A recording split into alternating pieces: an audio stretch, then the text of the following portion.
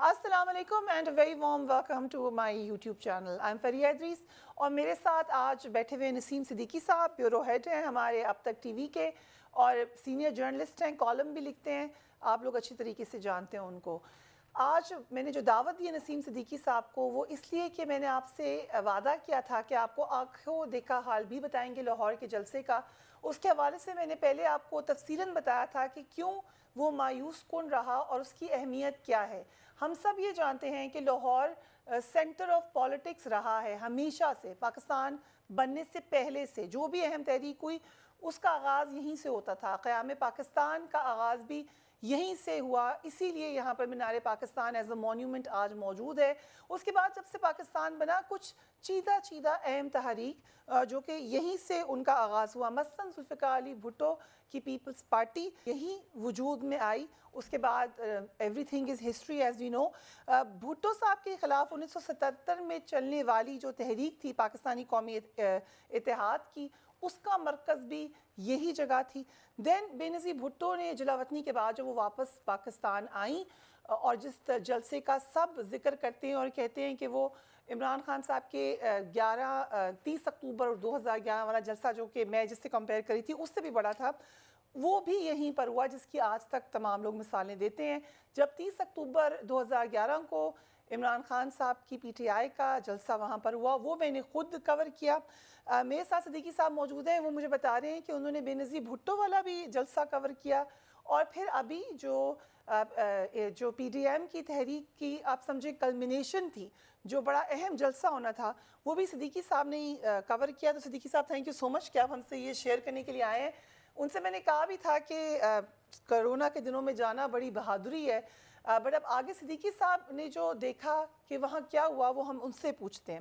سب سے پہلے تو صدیقی صاحب، جب میں نے وہاں پہ جو کور کیے ہیں جلسے، وہاں پہ طارق قادری صاحب کے بھی، اجماعیت جماعت اسلامی کے بھی ہوتے ہیں بڑے بڑے، پارکنگ بڑی مشکل ہوتی ہے، وہاں تک جانا بڑا مشکل ہے. ذرا آپ بتائیے گا کہ آپ کیسے پہنچے وہاں پر؟ بسم اللہ الرحمن الرحیم. شکریہ فریہ.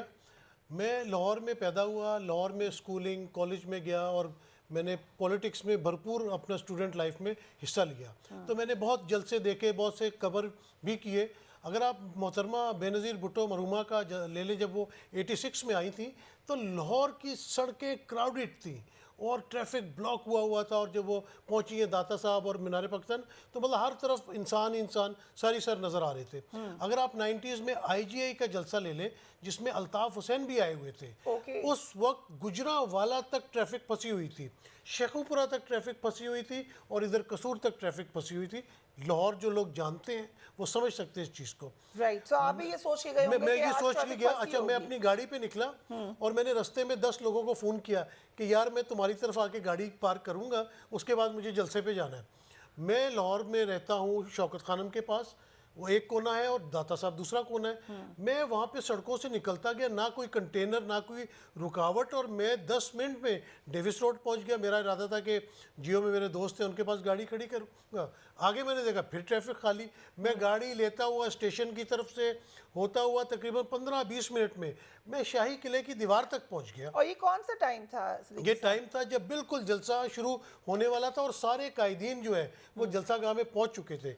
کچھ رش مجھے ملا ہے ٹریفک کا شاہی مسجد کے پاس اور شاہی قلعے کے پاس. میں نے وہاں گاڑی پارک کی ہے، کوئی پرابلم نہیں ہوئی. وہاں سے پیدل نکل کے میں ان باغات میں داخل ہو گیا، وہ جو میدانی علاقہ ہے. اور ادھر کیا حال؟ ادھر یہ حال تھا کہ ابھی آپ یہ ویڈیو دیکھیں ذرا، کہ میں نے وہاں سے ویڈیو بنائی ہے.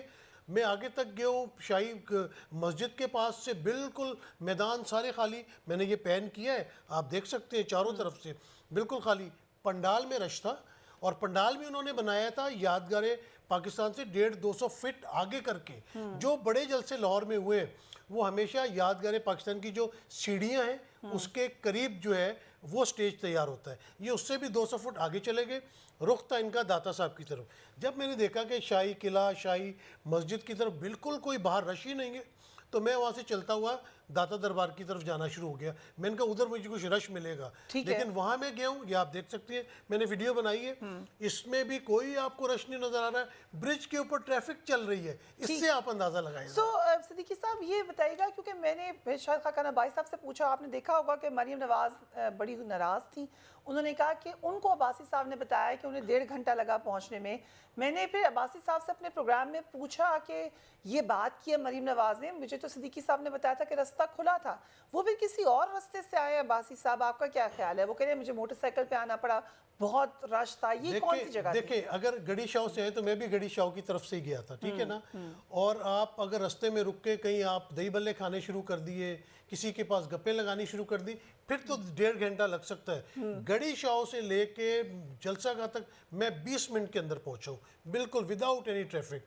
तो ये उस दिन कोई रश नहीं था किसी भी तरफ, किसी किस्म का मोटरसाइकिल रश वाला नहीं कहीं था। और से ले आया, मोटरसाइकिल वाला लंबे रास्ते से ले गया होगा, क्योंकि ये तो आपके पास फुटेजेस मौजूद है। मुझे याद है कि मैं अपने दोस्त के पास बैठा हुआ था, तो वहाँ पे मैसेज आया कि अय्याज सादिक के घर से कायदीन निकल पड़े हैं। तो दूसरी तरफ से आवाज़ आई कि भाई तकरीबन 2 घंटे लगेंगे उनको जलसागाह में पहुँचने में। लेकिन 15 मिनट बाद फ़ोन कॉल आती है कि सारे कायदीन जो है वो जलसागाह में पहुँच चुके हैं। 4 सवा 4 बजे सारे वहाँ पे मौजूद थे। टोटल कितने लोग आपकी नज़र में होंगे? और कुछ हमने वहाँ के जो रिपोर्टर्स थे उनको भी भेजा, तो वो वॉक्स पॉप्स लेकर आया जो मेरे लिए। उसमें मुझे हैरत इस बात पे हुई कि लाहौर के असल लोग, उसमें लोग आए हुए थे मुख्तलिफ जगहों से, लेकिन जो लाहौर का एक क्राउड है वो मुझे उन वॉक्स पॉप्स में तो नहीं मिला। आप वहाँ से होकर आए, आप बताएं। बिल्कुल आपने सही कहा। देखें, पंडाल जो इन्होंने बनाया था ना, स्टेज के सामने की जगह थी, वो फुल पैक थी, बिल्कुल कोई मतलब मुबालगा आ रही नहीं। 20-22 हज़ार लोग होंगे, लेकिन एक ही जगह मौजूद थे। और उसमें सबसे ज़्यादा जो झंडे नज़र आ रहे थे वो मौलाना साहब की पार्टी के नज़र आ रहे थे। जो लोग पेशावर से लेके सिंध से आए हुए थे, 7-8 हज़ार लोग तो उनके थे। उसके बाद कुछ दाता साहब की तरफ मैं जब गया हूँ तो वहाँ कुछ बसें खड़ी थी, कोई कसूर से आई थी, कोई गुजरांवाला से आई थी।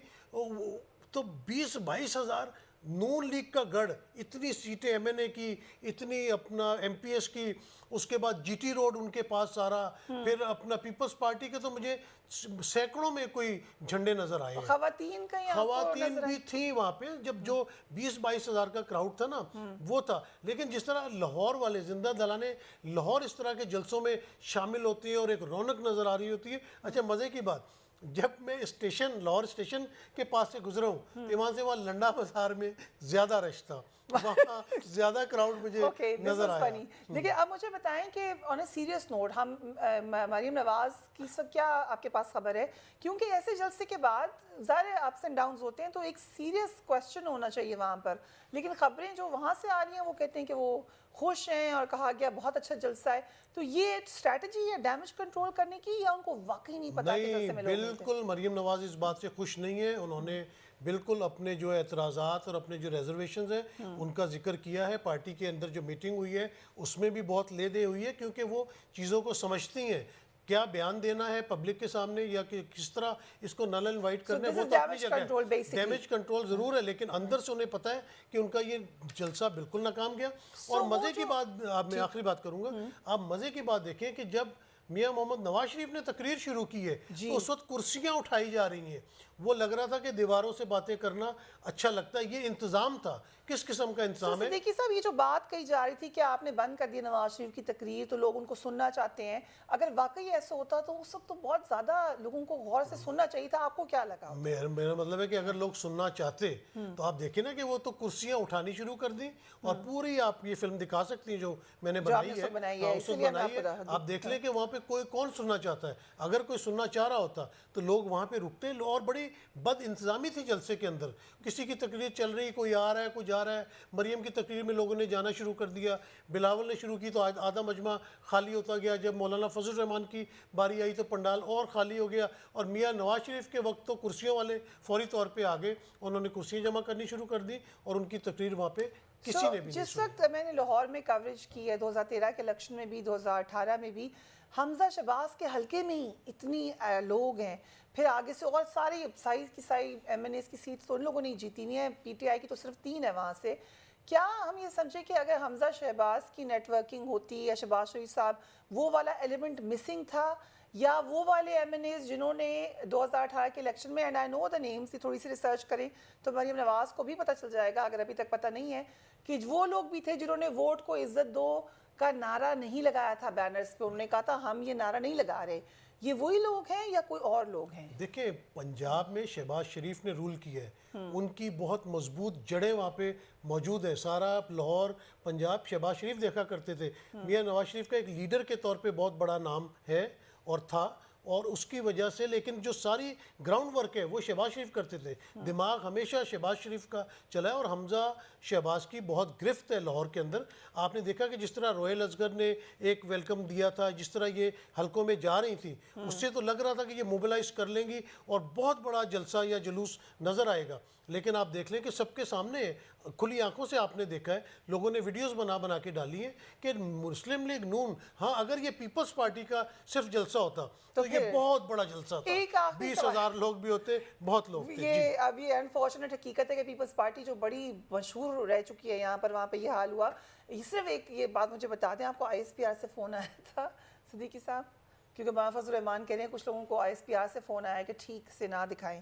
کوئی اچھا ایسا تو نہیں ہوا آپ کے ساتھ؟ میں تو قسم کھا کے کہہ سکتا ہوں کہ مجھے تو کبھی بھی ان کا فون نہیں آیا کہ یہ نہ کریں وہ نہ کریں. ہم آئی ایس پی آر جاتے ضرور ہیں, کیونکہ آئی ایس پی آر ایک پاکستان کا ادارہ ہے اور پاکستان کی سیکیورٹی کے بارے میں وہ بتاتا ہے. جو بھارت کا بیانیہ ہے یا ہمارے دشمنوں کا بیانیہ ہے, اس کے خلاف آئی ایس پی آر لڑتا ہے. تو آئی ایس پی آر کوئی غیر ملکی ادارہ نہیں, ہمارا اپنا ادارہ ہے. ہماری ان سے گفت و شنید ہوتی ہے, لیکن اس طرح کی باتوں میں انہوں نے کبھی ہمیں نہیں کہا کہ جلسہ دکھائیں. مجھے تو کم از کم نہیں کہا, اور اس دن بھی میرے پاس کسی کا کوئی فون نہیں آیا. آپ الجزیرہ اور بی بی سی دیکھ لیں, الجزیرہ والا بتا رہا ہے کہ جتنا کراؤڈ ہونا چاہیے تھا اس حساب سے نہیں تھا, کیونکہ لوگ لاہور کو جانتے ہیں کہ جلسہ یادگار پاکستان میں وہ ہوتا ہے کہ ایک شاہی قلعے کی دیوار تک لوگ پھنسے ہوئے ہیں, اس کے اوپر بیٹھے ہیں, بادشاہی مسجد سے دیکھ رہے ہیں, داتا دربار سے دیکھ رہے ہیں, ٹریفک پھنسی ہوئی ہے. ایسی کوئی چیز اس دن تھی ہی نہیں. نسیم صدیقی صاحب, تھینک یو سو مچ, آپ نے ہمیں ٹائم دیا. ہم چاہ رہے تھے کہ کچھ تو میں نے تجزیہ کیا تھا, لیکن آپ کو آنکھوں دیکھا حال بھی بتائیں. نظر یہ آ رہا ہے اس وقت, ہمیشہ ہوتا ہے لیڈرشپ کو اصل خبریں بتانے سے لوگ ڈرتے ہیں, سچی بات بتانے سے لوگ ڈرتے ہیں. اور ابھی بھی یہ معاملات نظر آ رہے ہیں کہ شاید کچھ اپنی کوتاہیاں چھپانے کے لیے نہ مریم نواز صاحبہ کو صحیح بات بتائی جا رہی ہے, نہ مولانا فضل الرحمان کو صحیح بات پتہ ہے. انہیں کوئی 2-3 لوگوں نے جا کر کہہ دیا کہ ہمیں فون آیا تھا ایس پی آر کا, اور انہوں نے شاید سچ مان لیا. اصل میں تو بات یہی تھی خفت کی کہ لوگ وہاں پہ تھے ہی نہیں تو دکھاتے کیا. آپ خیال رکھیے گا اپنا. انٹل مائی نیکسٹ ویڈیو آپ سے پھر ملاقات ہوگی. اللہ حافظ.